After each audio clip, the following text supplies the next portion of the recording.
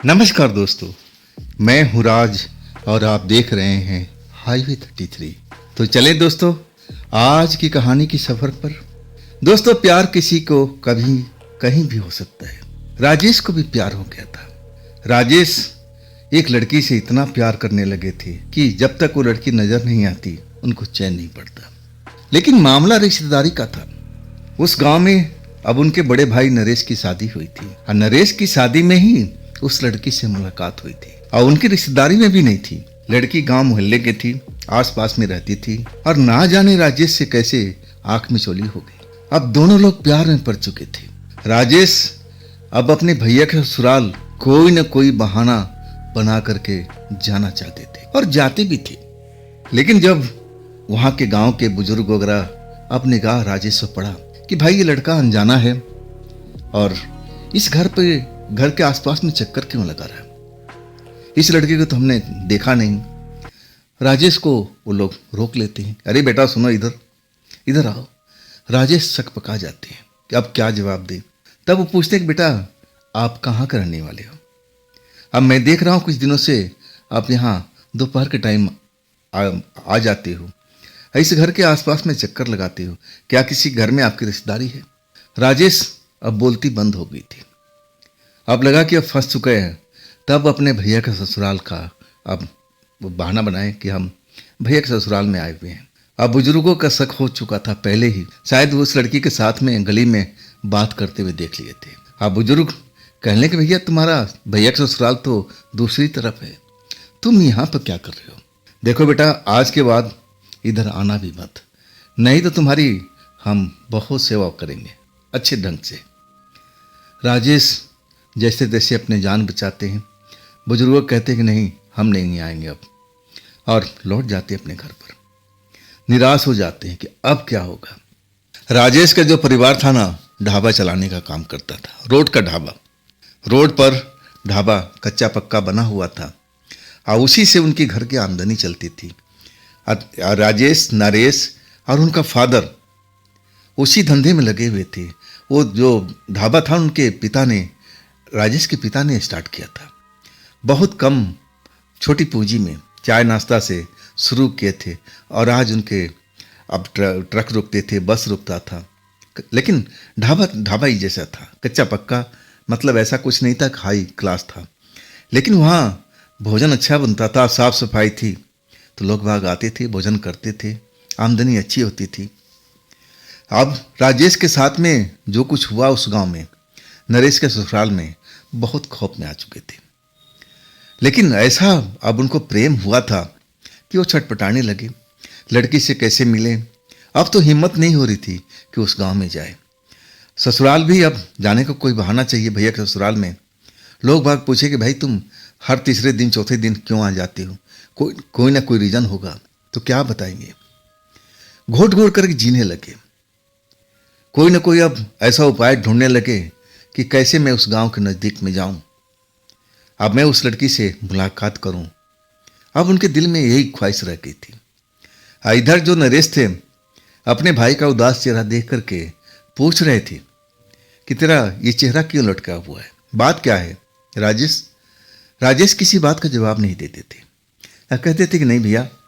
पापा भी उनके पूछते थे कि बात क्या है, कुछ तो बता, कोई दुख तकलीफ या किसी इस तरह झगड़ा हुआ?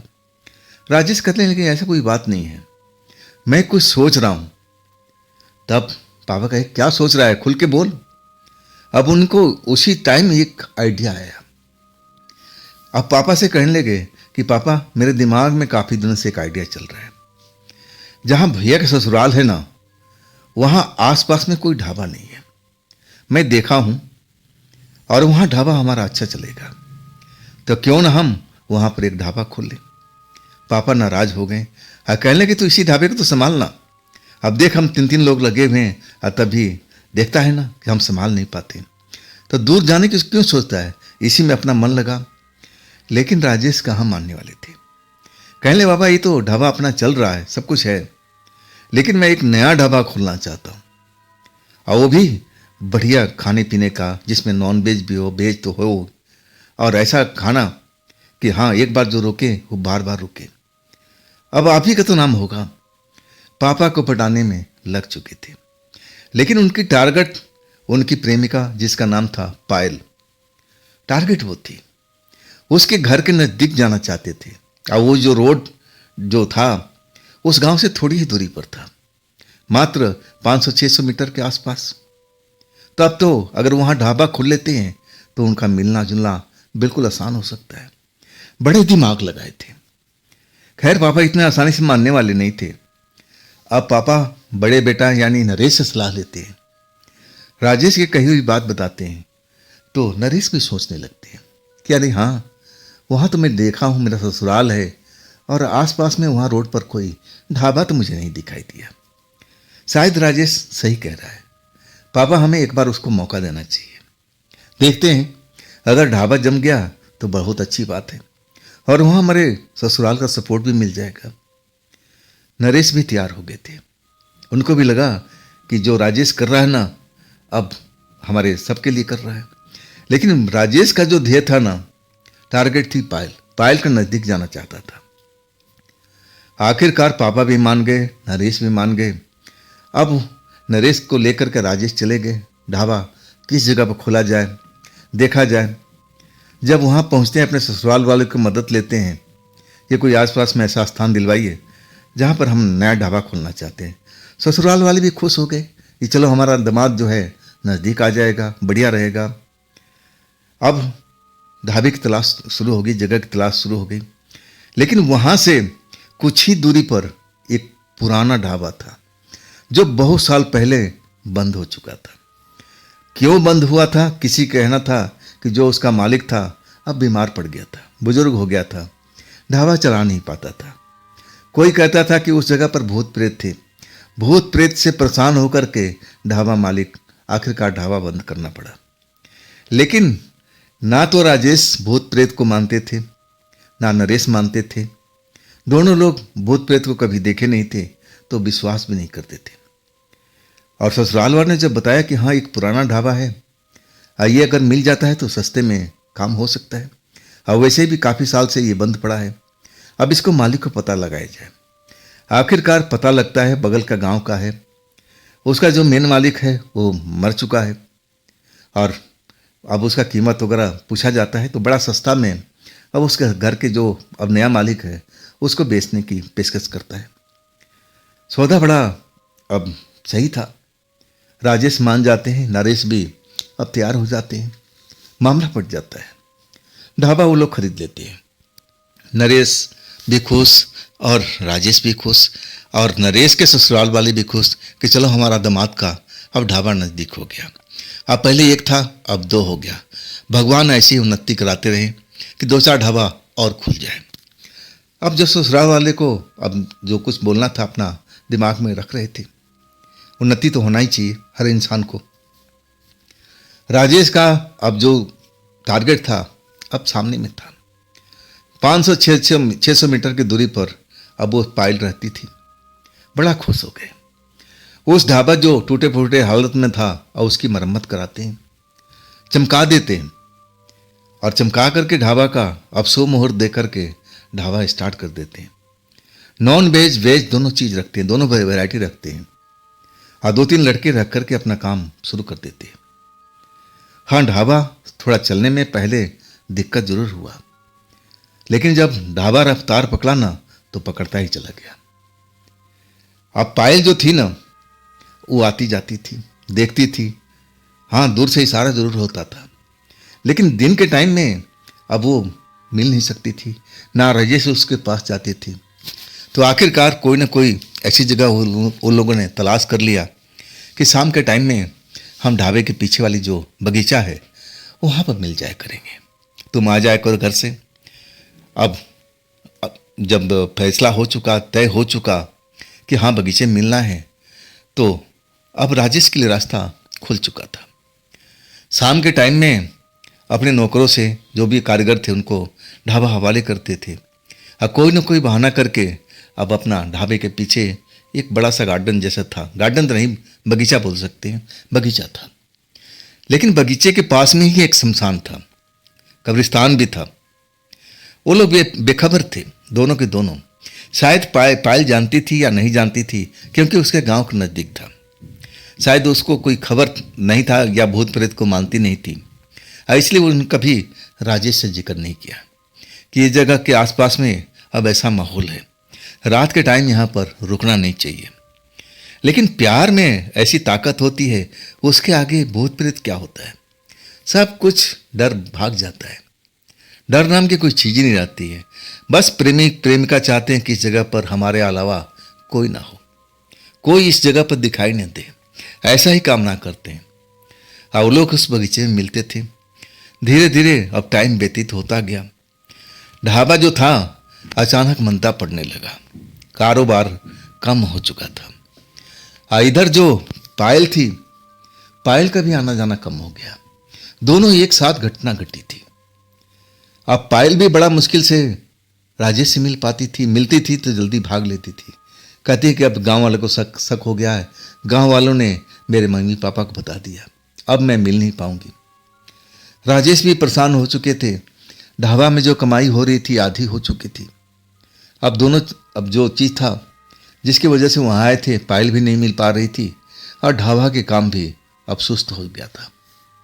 सोचने लगे कि अब क्या करें, ये काम क्यों मेरा सुस्त हो गया। जो कमाई हो रही थी आधी से अधिक अब कम हो चुकी है। इधर सबसे ज़्यादा परेशान थे पायल के लिए कि पायल अब मिलना भी नहीं चाहती थी। धीरे धीरे वो मना कर गई कि नहीं, अब मैं मिल नहीं सकती, मेरे अब घर वाले को सब पता लग गया।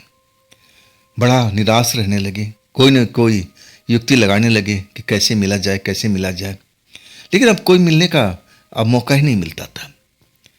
वो आती भी थी दुकान से, अब रास्ता भी था बगल में, आती थी, लेकिन अब राजेश के ढाबे की तरफ देखती ही नहीं थी। अब राजेश को जलन होने लगी कि अब क्या करें, अब क्या करें, जिसके लिए मैं इतना मेहनत किया, अब वही लड़की अब मुझे धोखा दे करके जा रही। धोखा क्या मतलब, देखती भी नहीं है उस ढाबे में कि कौन बैठा है नहीं बैठा है। राजेश एकदम छटपटाने लगे, उस लड़की से बात करने के लिए तड़पने लगे कि मैंने ऐसी क्या गलती कर दिया। अब तक मैं इसके गांव भी नहीं जाता हूँ, ना इसके घर के आसपास चक्कर लगाता हूँ। मैं तो यहाँ दुकान में रहता हूँ, अपने ढाबा में रहता हूँ, और हम अंधेरे में मिला करते थे, तो गांव वालों को कैसे शक हो गया। अब उस लड़की पर खुद शक जाहिर करने लगे। दिमाग ऐसा ही था, अब कुछ उल्टा सोचने लगा। उस लड़की को अब आते जाते पीछा करने लगे दूर से। जब वो लड़की गांव से चली थी, अब वो दिखाई दे रही थी तो अकेले थी। जब ढाबा तक पहुंची थी तब भी अकेले थी। इसके बाद उन्होंने पीछा किया। कुछ मीटर आगे चल कर के एक लड़का साइकिल पर इंतजार कर रहा था। उसके साथ साइकिल पर बैठी अब मुस्कुराते हुए अब कस्बे की तरफ चल पड़ी, जहाँ बाजार हाट लगती। ये सब देख करके राजेश जल भुन गए। ये मेरे साथ में धोखा कर रही है। मैं इस पर ना जाने कितना रुपया पैसा खर्च किया। इसके लिए मैं अपना सब कारोबार छोड़ करके नया जगह पर कारोबार शुरू किया। इसका ये बर्ताव क्यों बदल गया। जो कहती थी मैं उसको ला के देता था, इस पर मैं इतना रुपया खर्च करता था। अगर मेरे में कोई कमी बेसी हो गई तो बोलना चाहिए था ना। ऐसे दिल तोड़कर तो किसी को नहीं जाना चाहिए। जो भी बात है मुंह पर बता के बोलना चाहिए था। राजेश बड़ा झल्ला गए थे। एक दिन दोपहर के टाइम में कहीं से आ रही थी लड़की और रास्ते में सामने आ गए। अब रास्ते चलते लोग भी थे, राहगीर चल रहे थे, बीच में ही रोक दिए उस लड़की को। गुस्सा था।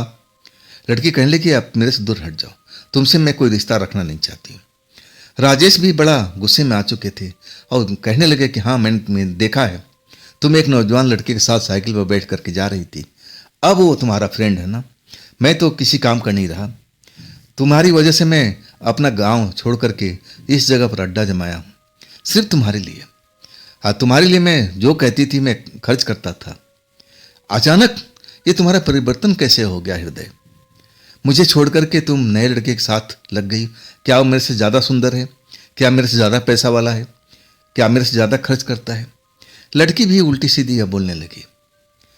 लड़ाई सी हो गई थी, लेकिन बीच बचाव राहगीरों ने कर दिया। तब लड़की वहाँ से अब निकल गई, अब भुनभुनाते हुए कि आज मेरे रास्ते में मत आना। राजेश एकदम परेशान हो चुके थे कि मैंने ऐसा क्या कर दिया कि जो लड़की मुझ पर इतना नाराज हो गई। मैं तो उसका सब कुछ ख्याल रखा, आखिर ये हुई कैसे गलती मेरे से। लेकिन अब गलती सामने नजर आ रही थी, ना तो इसमें राजेश की कोई गलती थी और ना तो पायल की गलती थी। अब पायल की जिंदगी में कोई नया लड़का आ चुका था, शायद राजेश से ज्यादा पैसे वाला था। अब वो उसके साथ लग गई थी। राजेश अब अपने प्यार को भूल नहीं पा रहे थे। इधर जो ढाबा था नुकसान में चल रहा था। एक नई चीज और शुरू हो चुकी थी। नॉन वेज अब इतना निकल नहीं पाता था, लेकिन अपना कोटे के हिसाब से वो बनाते थे। अब बच भी जाता था तो फ्रीजर में रखा जाता था। रात को फ्रीजर में रखते थे और सुबह जब खोलते थे ना, तो सिर्फ तरी तरी उसमें मिलती थी। मांस वगैरह, हड्डी वगैरह सब कुछ उसमें से गायब हो जाता था। उनको शक हुआ कि जो होटल का कर्मचारी हैं, कहीं वो ही सब अब इसको उड़ा तो नहीं रहे, माल खा जाते हैं और तरी तरी रहने देते हैं। नुकसान पर नुकसान हो रहा था। अब राजेश उसी होटल में रुकते थे, ठहरते थे, सोते भी थे, तो निगाह रखने लगने लगे कि आखिर ये नुकसान क्यों हो रहा है, कौन कर रहा है। फ्रीजर पर निगाह रखने लगे, ताला भी बंद क्या करते थे। ताला बंद के हालात में अब वो माल गायब हो जाता था। लगता था कि उनके कर्मचारी के पास में किसी की चाबी बनवा लिया है, और रात जब वो सो जाते हैं तो चाबी से खोलता है और पूरा मटेरियल निकाल लेता है, तरी तरी छोड़ देता है। 2 रात जाग लिए, लेकिन कुछ भी समझ में नहीं आ रहा था। ना तो उनके सामने कोई कर्मचारी आता था फ्रीजर खोलने के लिए, ना कोई और। तो आखिर चोरी कौन कर रहा था? बड़ी विकट समस्या थी। अब अपना शक सारे नौकरों पर निकालते। नौकर सब कसम खाते हैं कि मालिक, अगर खाना होता तो मैं आपसे मांग लेता हूं, हम चोरी क्यों करेंगे। वाकई में उनका कहना बिल्कुल सही था। राजेश तो दरिया दिल थे। अब खाना पीने में नौकरों को मना नहीं करते थे। जो जितनी इच्छा है खाओ भाई, पेट तो भरना है ना, पेट को तो मना नहीं कर सकते। तो वो भी समझ गए कि ना ना, हमारे नौकर ऐसे नहीं है। मामला क्या हो रहा है, उलझ से गए थे। उधर जो था माहौल अलग था, पायल वाला। अब इधर होटल में नुकसान पर नुकसान। एक तो काम नहीं चल रहा था, और जो भी मटन चिकन बचता था रात के टाइम फ्रीजर में रखते थे कि चलो सुबह अब इसी को ग्राहक को देंगे। खराब थोड़ी होता फ्रीजर पे, ढाबा वाले करते हैं ऐसे। लेकिन अब चोरी भी होने लगा, नुकसान और होने लगा। अब इसके बाद कई दिनों तक वो कुछ देर तक जागते रहे, लेकिन सारा दिन काम करने के बाद में इंसान थक ही जाता है। कब तक पहरेदारी करेगा, अब किसकी पहरेदारी करेगा? ताला बंद है और माल गायब हो जाए तो क्या सोचे वो। लेकिन लगता था कि कोई ना कोई किसी के पास में चाबी है और मेरे साथ में कुछ हेरा फेरी कर रहा है। वो रविवार का दिन था, और रविवार के दिन कुछ ज़्यादा ही अब वो मटन लेके आए थे। उस दिन उनकी बिक्री ज़्यादा होती थी, लेकिन अभी जो काम मंदा हो गया था, ना जाने क्यों। लोग आते थे और वो एक बार आते थे, दोबारा लौटते नहीं थे। ना जाने ऐसा क्यों होता था। और पुराने जो ग्राहक थे वो भी नहीं आ रहे थे। संडे का माल कुछ ज़्यादा बचा हुआ था। अब जो राजेश हैं बचा हुआ माल को फ्रीजर में रखवाते हैं कि भाई रख दे, सुबह देखा जाएगा, सुबह कोई ना कोई ग्राहक मिलेगा ही। अब मिलता ही था। अब जितना ढाबा चलना चाहिए उतना नहीं, लेकिन चल तो रहा था ना। ताला बंद कर देते हैं, चाबी अपने पास में है, और चारपाई डाल देते हैं वहीं पर फ्रीजर के आसपास में ही, कि आज तो इसमें माल ज़्यादा है, कहीं नुकसान ना हो जाए। अब वहीं पर सो जाते हैं। रात 12 बजता है, तब तक सही है। कई बार वो नींद में भी चले जाते हैं, लेकिन हड़बड़ा के उठ जाते हैं कि नहीं, आज मुझे देखना है कि आखिर चोर कौन है। बार बार देखते हैं कि हाँ ताला बंद है। अब अभी सोचते हैं कि माल अंदर ही है। करीब 1 बजे के आसपास में अब ऐसा महसूस होता है कि वहाँ पर कोई आया हुआ है। कुछ ऐसा उनको महसूस होता है, लेकिन कोई दिखाई नहीं दे रहा है। अब थोड़ा सचेत हो जाते हैं कि मामला क्या है। महसूस तो हुआ है कि जैसे किसी का आवाज़ सुना हो, आसपास में कोई है, लेकिन शायद जागने की वजह से वो कहीं छुप गया है। चलो मैं अपनी आंख बंद कर लेता हूँ और सोने का नाटक करता हूँ। ऐसा ही करते हैं, खराटे भरने लगते हैं जानबूझ करके, लेकिन आंखों की झिरी खोल कर रखते हैं थोड़ी सी, ताकि किसी का शक ना हो और वो देख भी सके। कुछ ही देर के बाद जब खराटे भरने लगते हैं ना, तब वहाँ पर एक लड़की अब नजर आती है, अंधेरे में से निकल करके और सामने आ जाती है फ्रीजर के पास में। और फ्रीजर का ताला अपने आप खुल जाता है। उसमें से अब वो जो ट्रे रखा होता है मटन से भरा हुआ, ट्रे को ऊपर उठा लेती है और जल्दी जल्दी जितना माल पड़ा हुआ था, और राजेश सब देख रहे हैं, उनकी आंखों सामने चल रहा है। लेकिन उस टाइम उनकी बोलती बंद थी। ना जाने उन पर क्या असर हुआ था उस लड़की का, कि देख तो रहे थे, समझ रहे थे कि मेरा माल चोरी हो रहा है, मुझे रोकना चाहिए, इस लड़की को पकड़ना चाहिए, लेकिन ऐसा कर नहीं पा रहे थे। मटन चिकन जो भी बचा था वो खा करके डकार मार करके फ्रिज को, ट्रे को वापस तरी सहित रख देती है और ढक्कन फिर अपने आप बंद हो जाता है। ताला भी उसमें लग चुका है। और लड़की फिर राजेश की तरफ देखती है कि चलो ये तो अभी पट्टा सो रहा है, अभी सब देखा नहीं होगा। और फिर अंधेरे में ही वो गायब हो जाती है। उसके जाने के बाद राजेश हड़बड़ा के उठते हैं, जादू टूटता है, जाते हैं फ्रिज को खोलते हैं तो जैसे पहले था माल गायब, अब तरी तरी रह गया। लेकिन आज उन्होंने देख लिया था। अब वो सोचने लगे कि ये लड़की कौन है भाई, आओ उसमें ऐसी कौन सी शक्ति है, जरूर इसमें कोई जादूगरी है, कोई जादू की विद्या जानती है। हाँ, तभी तो मैं जागते हुए भी मैं उठ नहीं सका, वो अब उसको मैं पकड़ नहीं पाया। हाँ, सब मेरे सामने हो रहा था। अब इसको जादू ही तो कहेंगे। भूत प्रेत पर तो विश्वास करते नहीं थे, लेकिन अब जादू पर अब उनको विश्वास होने लगा कि हाँ ये सब जादू है। अब सचेत हो गए थे, लेकिन अब बोले तो किससे बोले। सुबह जब नौकर चाबी मांगते हैं, खोलते हैं, तो नौकर फिर चिल्लाते हैं कि साहब देखो ना पूरा माल गायब हो चुका है। लेकिन नरेश का भाई राजेश अब शांत हो जाते हैं। कहते हैं कि छोड़ो, अब जो हो गया हो गया, अब क्या उसके पीछे भागे। लेकिन मैं जान चुका हूं कि चोरी किसने की है। नौकर शक करने लगते हैं कि मालिक हमने नहीं किया, मालिक हमने नहीं किया। तो राजेश हंसने लगते हैं, कहते भाई मालूम है तुम लोग किसी ने नहीं किया है, लेकिन मैं चोर को देख चुका हूं, तुम लोग चिंता मत करो, आज जल्दी ही मैं उस चोर को पकड़ के रखूंगा। तुम लोग अपना काम करो, भूल जाओ ये बातों को। अब नुकसान हो रहा, थोड़ा और ही नुकसान, कोई बात नहीं। पायल नजर आती है, पैदल अपने गांव से अब शहर की तरफ जा रही है।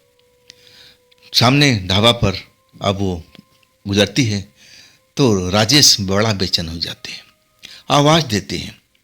अब तो नौकर चाकर भी जान चुके थे कि इस लड़की से प्यार करते हैं, लेकिन आवाज सुनती नहीं है, इग्नोर करती हुई चली जाती है। कुछ ही देर पर साइकिल सवार लड़का उस लड़की को इंतजार कर रहा है, पायल का। अपनी साइकिल के कैरियर पर बिठाता है और लेके चल पड़ता है। राजेश एकदम जल भून के रह जाते हैं।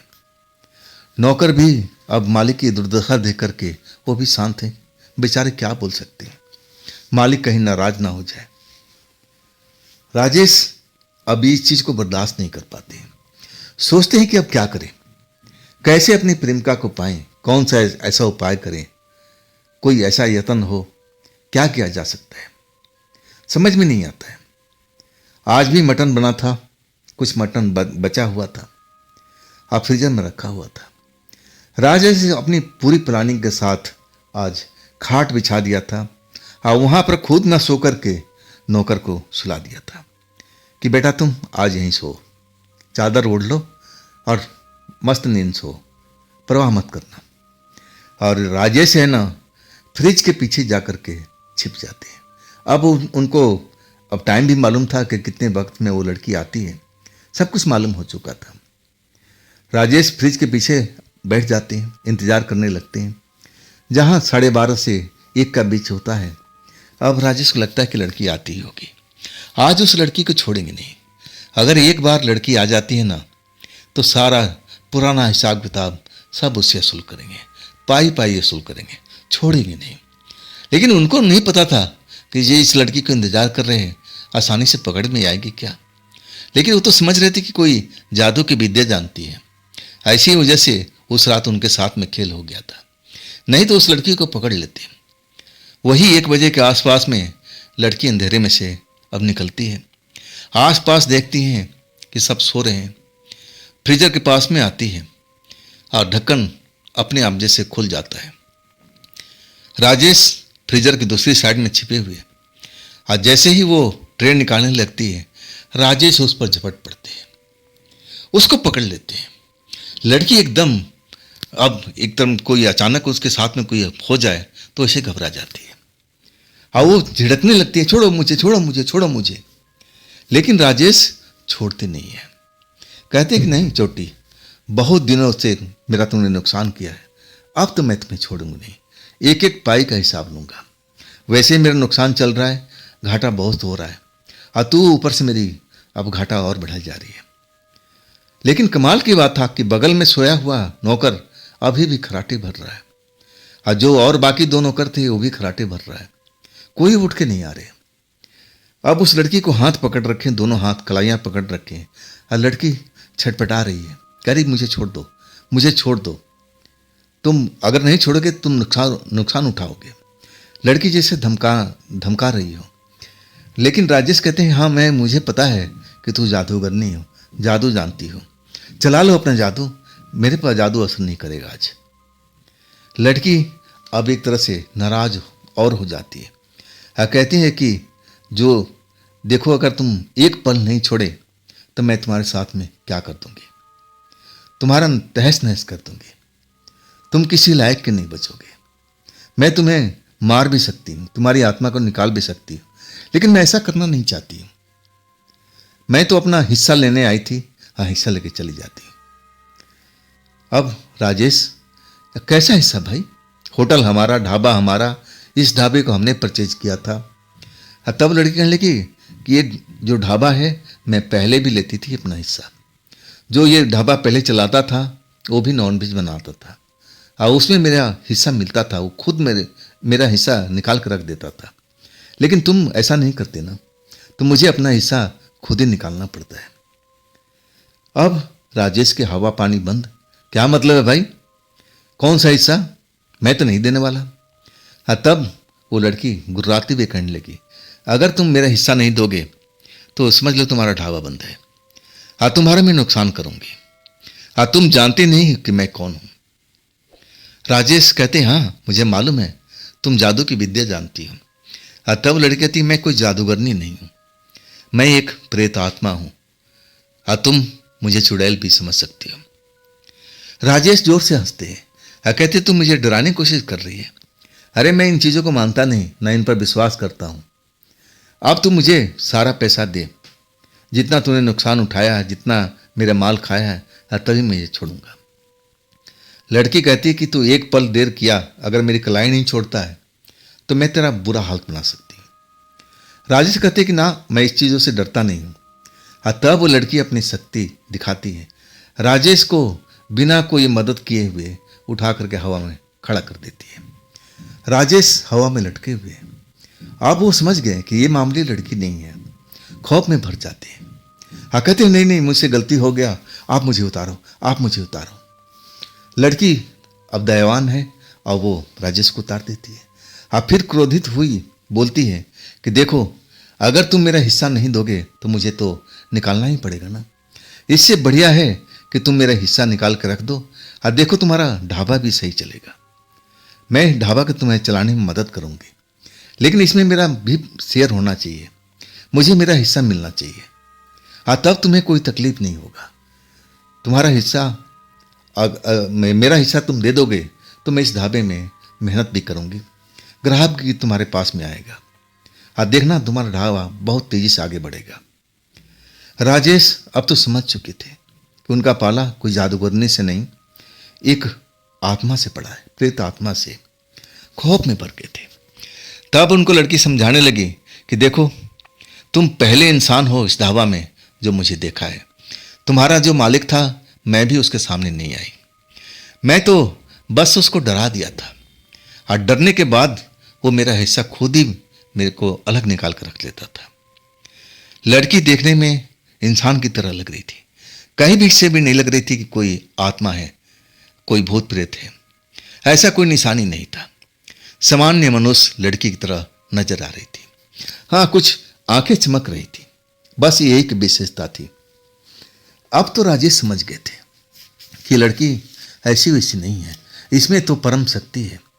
ये तो बहुत कुछ कर सकती है, ये तो मेरे काम में आ सकती है। आप उसके आगे झुक जाते हैं, नमस्ते करते हैं कि देखिए मुझसे अनजाने में गलती हो गई और मुझे माफ़ कर दीजिए।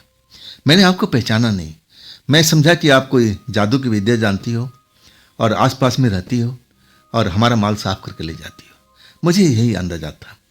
अगर मुझे पता होता कि आप अब आत्मा हैं, प्रेत आत्मा हैं, आप में इतनी अपार शक्ति है, तो मैं ऐसा गुस्ताखी कभी नहीं करता। खैर, मैं आज से आपके लिए हिस्सा बनाता हूँ। अब लड़की से पूछने लगे कि कितना हिस्सा चाहिए। लड़की ने बता दिया कि हमें अब इतना पीस, इतना आइटम तुम मेरे लिए रख दिया करो। अब बदले में तुम्हारा काम धंधा फिर पहले जैसे था वैसे हो जाएगा। ये नुकसान मैं तुम्हारा कर रही हूँ। लड़की खुल के बोल दिया कि अगर तुम मुझे अपना हिस्सा देते ना तो मुझे चोरी करना पड़ता और ना तुम्हारा मैं नुकसान करती। राजेश समझ चुके थे। कहने लगे मुझे माफ़ कर दीजिए, आगे से ऐसा मैं कभी नहीं करूँगा। आपका हिस्सा मैं अलग से निकाल कर रख दूंगा, जहाँ कहोगी आपको यहाँ आना भी नहीं पड़ेगा। लेकिन एक छोटी सी समस्या है। लड़की कहने लगी कि हाँ बोलो, कौन सी समस्या है। तब कहने लगे कि मैं बताऊं या ना बताऊं। लड़की मुस्कुरा के बोलती है कि जो है बताओ, तुम्हारी मर्जी, ना बताना तुम्हारी मर्जी। लेकिन मैं अब जा रही हूं, अब मेरा हिस्सा कल से अब उस जगह पर, एक जगह बताती है, उस पेड़ के नीचे ले आकर के 12 बजे के आसपास रख देना, और वो हिस्सा मुझे मिल जाएगा। मैं तुम्हारे ढाबा के अंदर नहीं आऊंगी। राजेश समझ जाते हैं, लेकिन उस टाइम कुछ बता भी नहीं पाते।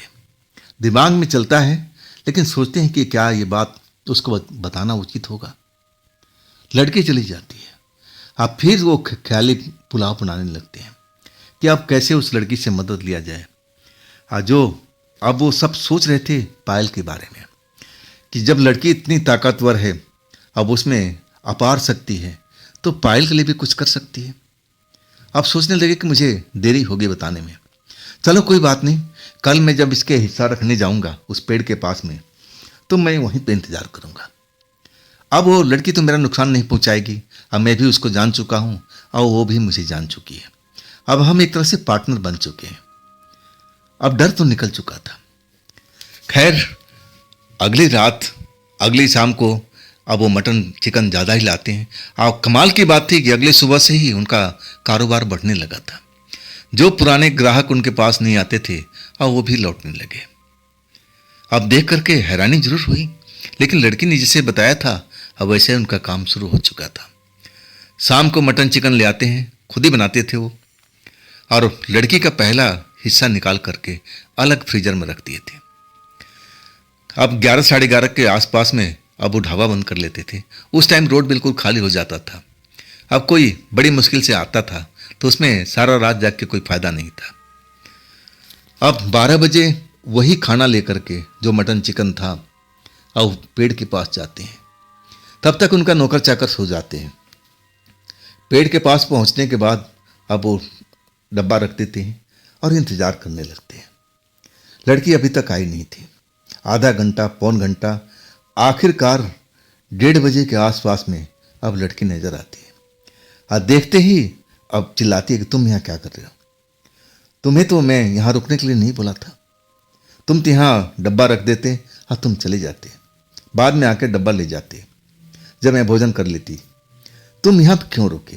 लड़की उनको घुड़कने लगी, डांटने लगी कि अब यहाँ क्या काम है। राजेश अब उस लड़की से अब शांत होकर के बात करना चाहते हैं, हाथ जोड़ते हैं और कहते हैं कि देखिए, मैं आपसे कल बोला था ना, एक मेरी छोटी समस्या है, शायद आप उसको हल कर सकती हो।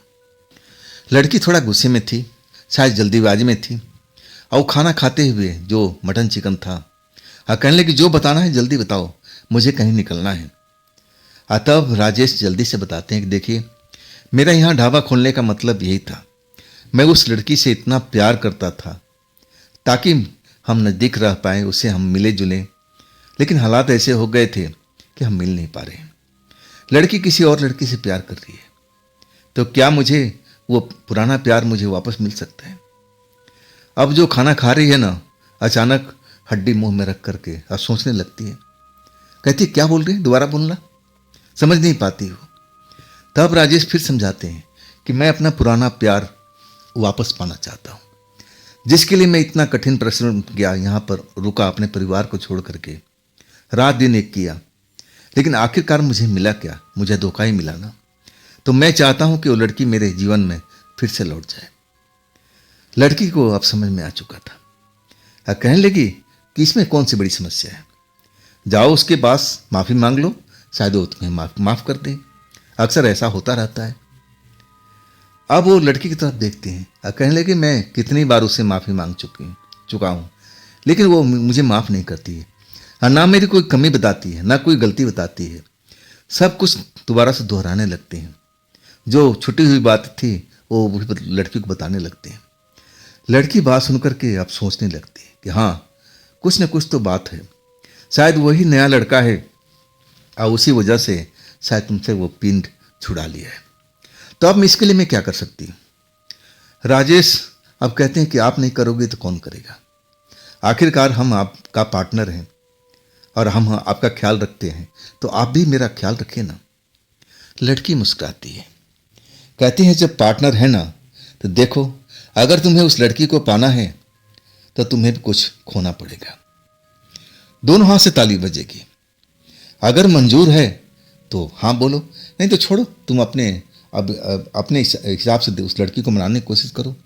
मैं उसमें कोई रोल नहीं करने वाली, मुझे उसमें क्या मिलेगा। समझ नहीं पाते हैं राजेश कि लड़की का कहने का अर्थ क्या है। दोबारा पूछते हैं, अब फिर वही लड़की गोलमोल जवाब देती है कि देखो एक हाथ से ताली तो बजेगी नहीं, ताली तो दोनों हाथ से बजेगी। अब सुन लो, मैं उस लड़की को तुम्हारे चरणों में डाल सकती हूँ, लेकिन उसके लिए मुझे मेरा साथ देना पड़ेगा। मेरे साथ भी रात गुजारनी पड़ेगी। जब तक मैं चाहूँगी तब तक मेरे साथ में रहना पड़ेगा। हाँ, जब मेरा मन भर जाएगा अब मैं खुद तुम्हें आज़ाद कर दूंगी, लेकिन वो लड़की तुम्हारी हमेशा दासी बन के रहेगी, वो तुम्हें छोड़ के कहीं नहीं जाएगी। अब सोच लो करना क्या है, अब मुझे बता देना। अब फिर वो लड़की चली जाती है। राजेश अब वहीं बैठे बैठे सोचते हैं, ये तो गलत बात है, मेरा पार्टनर होकर के और ऐसी इसकी सोच, अब करे तो क्या करे। लेकिन अपनी प्यार के पाने के लिए कुर्बानी देना, अब समझ चुके थे कुर्बानी तो देनी पड़ेगी, इसके बगैर वो लड़की कुछ भी नहीं करेगी। अगली रात को फिर वो भोजन लेके जाते हैं, उसी पेड़ के पास में बैठ के इंतजार करते हैं। अब कुछ देर के बाद लड़की आती है, अब फिर उन पर चिल्लाती है कि तुम यहाँ क्या कर रहे हो। तब कहते हैं कि जो आपने बात बोला मुझे मंजूर है, तब तो मेरी प्रेमिका मेरे पास में आ जाएगी ना। तब वो लड़की मुस्कुराते हुए कहने लगी, इतना आसान नहीं है, इसके लिए मुझे मेहनत करना पड़ेगा, लेकिन उससे पहले जो मैं तुमसे बताई है वो काम करना पड़ेगा। जब तुम्हें मंजूर है तो चलो मेरे साथ में। राजेश एकदम डर जाते हैं उस वक्त में कि भाई कहाँ लेके जाएगी। तब कहने लगे कि अगर तुम्हें डरना है तो तुम उस लड़की को भूल जाओ। लेकिन राजेश उस लड़की को भूलना नहीं चाहते थे। उनके नस नस में बसी हुई थी, उनके धड़कन में वो लड़की बसी हुई थी। अब किसी तरह से उस लड़की को फिर से दोबारा पाना चाहते थे। अब उसके लिए तैयार हो गए। प्यार के लिए लोग ना जाने क्या क्या करते हैं, क्या क्या कुर्बानियां देते हैं। एक तो ये छोटी सी कुर्बानी है। आखिरकार उस लड़की के साथ चलने को राजी हो जाते हैं। लड़की आगे आगे, अब पीछे पीछे। अब राजेश अंधेरे में चलते जाते हैं, कई बार गिरते पड़ते, तब उनकी लड़की हाथ पकड़ लेती कि मेरा हाथ पकड़ो, फिर तुम गिर नहीं पाओगे। और वो तो जैसे हवा की तरह चल रही है, राजेश दौड़ते हुए चल रहे हैं। तब कहते हैं थोड़ा धीरे धीरे चलिए, मैं आपके साथ नहीं दे पा रहा हूँ। लड़की समझ जाती है और कहती है अब घबराओ मत, जहाँ आना था हम आ चुके हैं। जब वो आंखें फाड़ फाड़ के देखते हैं तो हर तरफ अंधेरा ही अंधेरा है।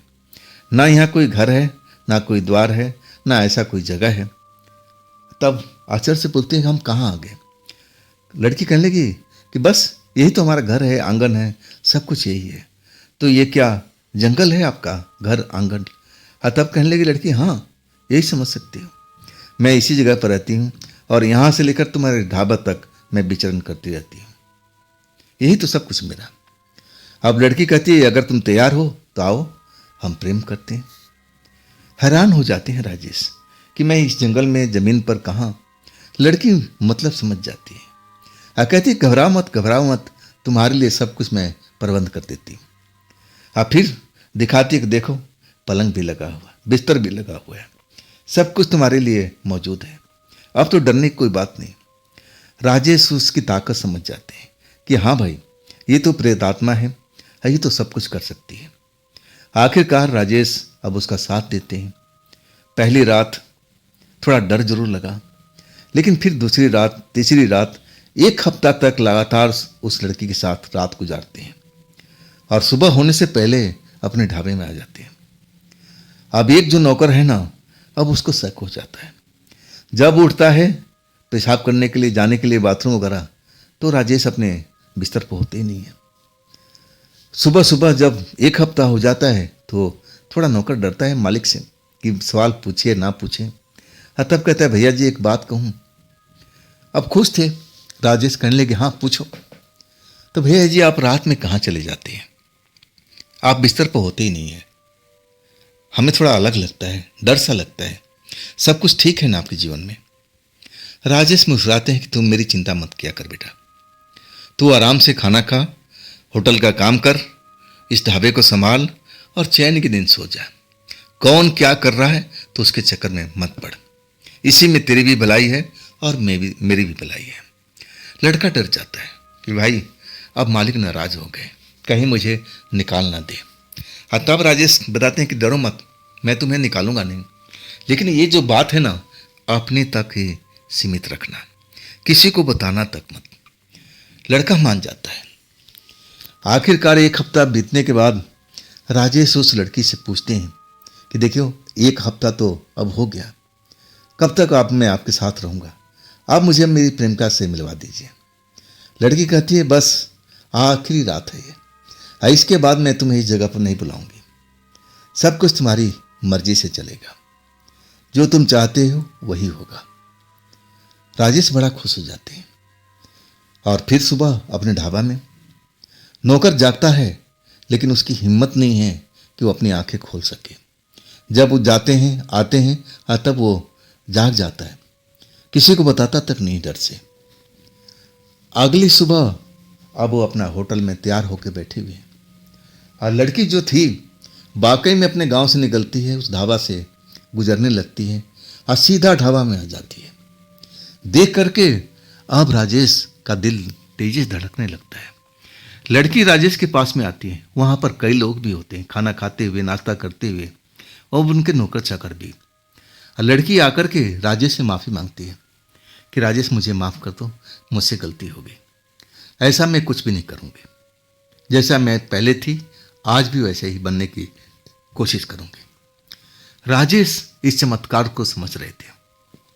तब कहने लगे ठीक है जाओ, अब तुम अपना काम कर लो, हम वहीं उसी बगीचे में मिला करेंगे, उसी वक्त में आ जाना। देखो मैं चाहता हूं कि हम जल्द से जल्द शादी करें। लड़की जैसे किसी के बस में है और कहती कि जैसी तुम्हारी इच्छा, मैं तो हमेशा तैयार हूं, जो कहोगे मैं करने के लिए हमेशा रेडी हूं। लड़की समझा देती है और फिर राजेश कहते हैं कि ठीक है तुम निकल जाओ। उनको भी डर सताता है कि गांव के लोग आ जाएंगे और फिर उनकी अब कुछ बेइज्जती सी हो जाएगी। लड़की चली जाती है। अब राजेश बड़ा खुश है और उधर जो राजेश के भाई थे बहुत दिन हो गया अब इस ढाबा पर लौटे नहीं थे, नरेश। तो उनके पिता ने कहा कि जाकर जरा एक बार देख आओ कि उस ढाबा में चल क्या रहा है, और राजेश कई दिनों से इधर आ भी नहीं रहा है हमारे ढाबे पर, तो तुम जाओ और जाओ पता लगा लो कि क्या कुछ चल रहा है उसके वहाँ पर ढाबा में। अब जो राजेश के ढाबा में जो नरेश है ना, शाम के टाइम में आते हैं जब अंधेरा हो जाता है। उनका विचार था कि रात में वहीं रुकेंगे, अब दिन में तो टाइम मिलेगा नहीं बातचीत करने का, अब बहुत दिन हो गए अपने भाई से अब बात किए हुए, तो रात के फुर्सत में सोते सोते हम बात करेंगे, इसलिए शाम के टाइम में आए थे। लेकिन उस टाइम वो बाजार गए हुए थे चिकन मटन लाने के लिए। नौकर थे तीनों नौकरी से पूछते हैं कि कहाँ गया राजेश, तो बताते हैं मार्केट गया हुआ।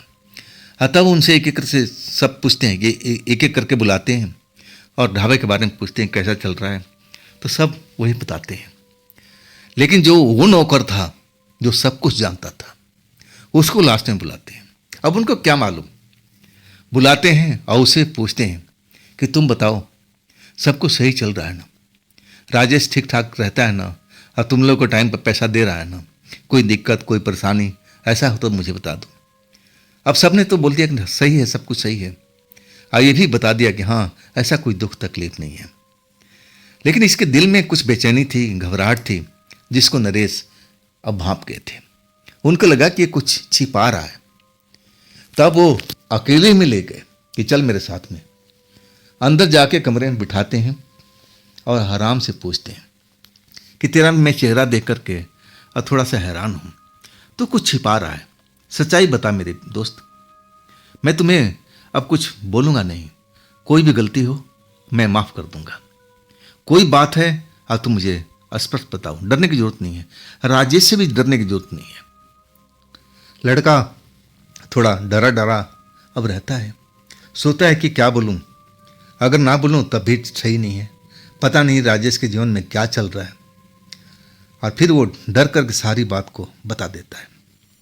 जब ये बात जब सुनते हैं ना, नरेश विश्वास ही नहीं होता है कि आज के टाइम में भी ऐसी शक्तियां होती हैं।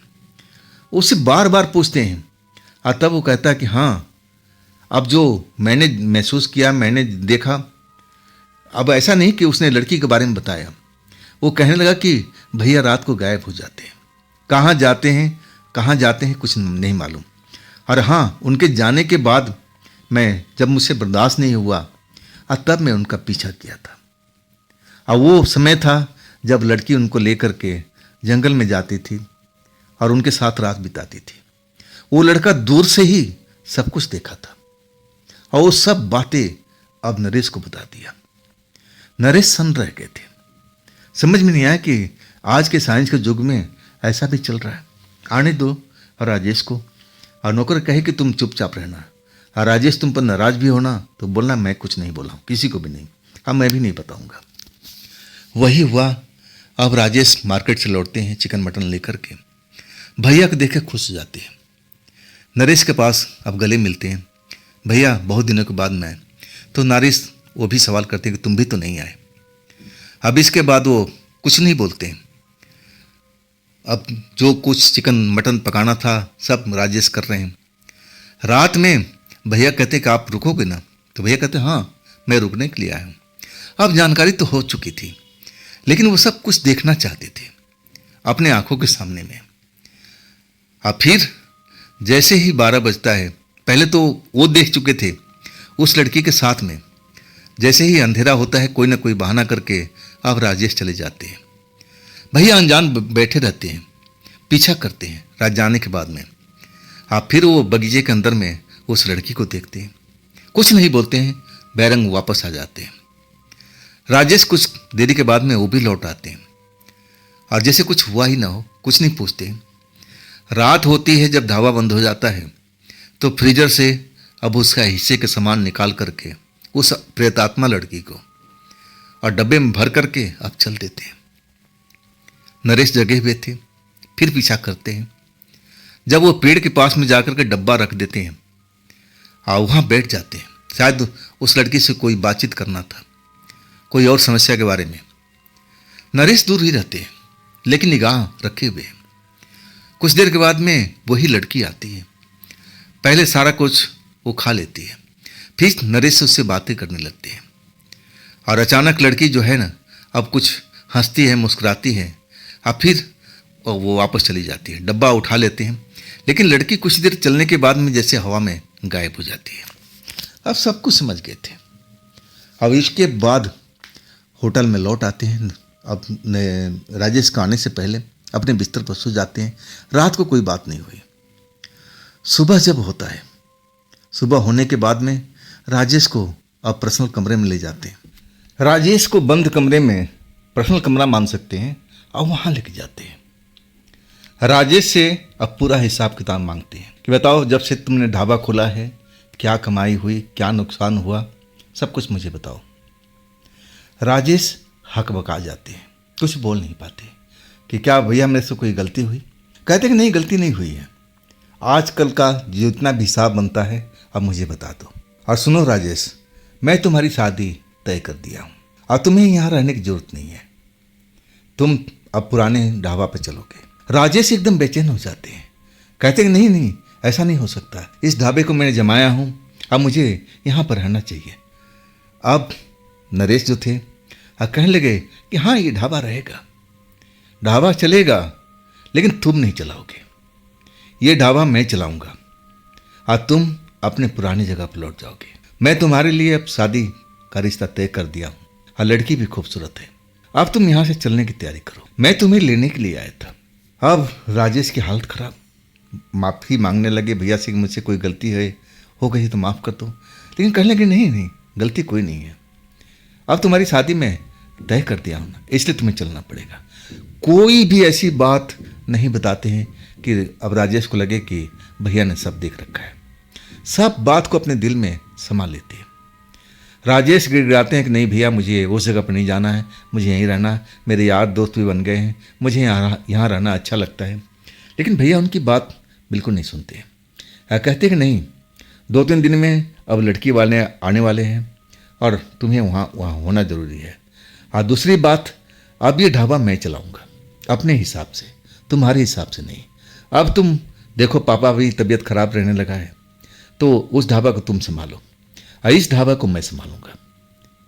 तब राजेश कहते हैं भैया आप चला नहीं पाओगे। अब नरेश मुस्कुरा कहते हैं क्या मैं ढाबा कारोबार नहीं जानता, क्या मुझे ढाबा चलाना नहीं आता?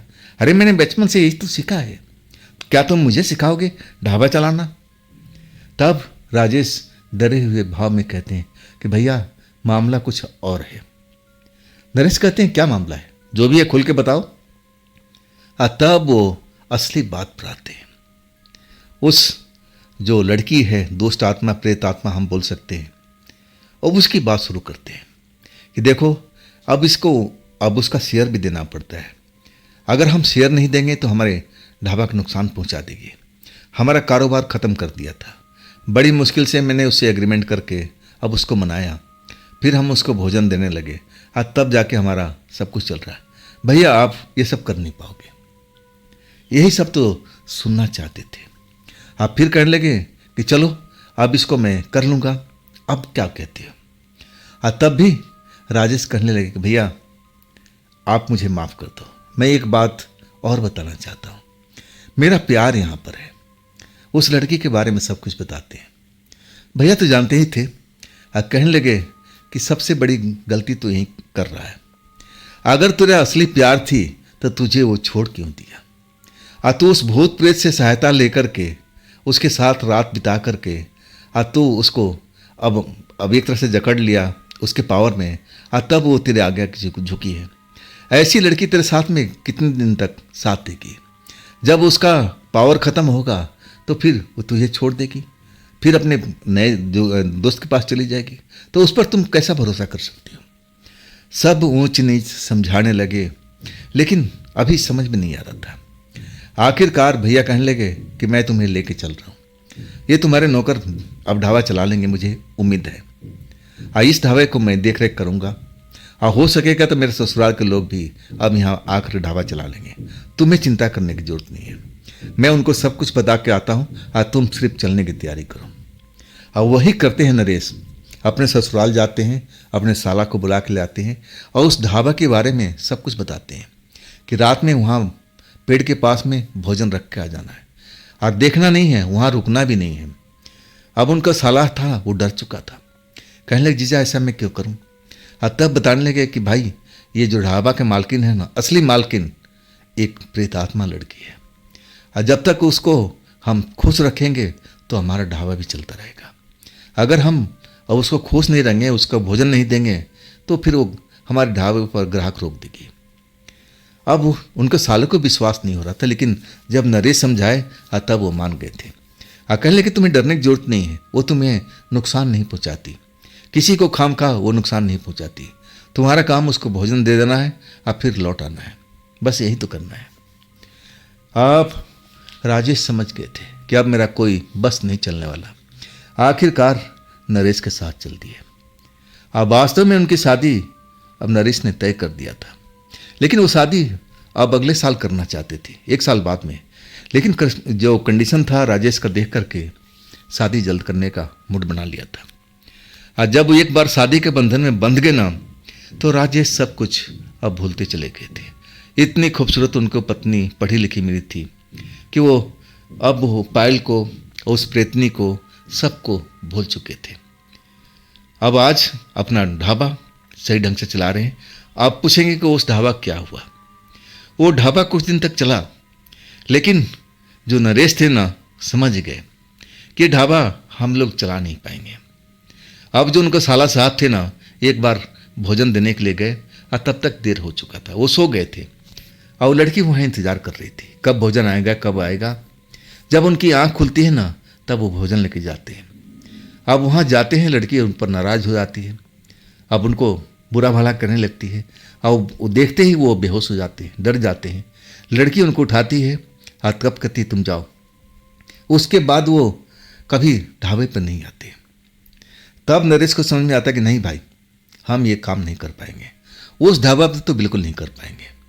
और उस ढाबा को बंदी कर देते हैं। जैसे पहले बंद हुआ था ढाबा, अच्छा खासा चलता हुआ ढाबा, अब फिर ये जो ढाबा था राजेश का, ये भी बंद हो गया था। अब तीनों लोग, उनके पिता और राजेश और नरेश, पुराने ढाबे पर ही अपना काम करते थे। लेकिन कुछ दिनों तक नरेश ने राजेश पर निगाह रखी थी, लेकिन अब देख लिया कि नरेश बिल्कुल सुधर चुके हैं, अब राजेश ऐसा कोई काम नहीं करते। और तब उनको लगा कि हाँ, सब कुछ सही हो गया। तो दोस्तों, ये थी आज की कहानी नरेश जी की भेजी हुई। ये कहानी आपको कैसी लगी कमेंट में ज़रूर बताइएगा।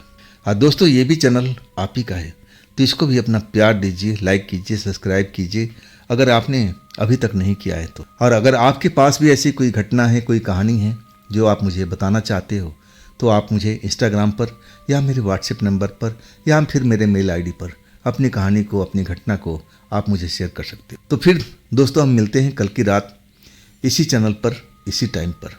आप लोग अपना ख्याल रखिएगा। नमस्कार।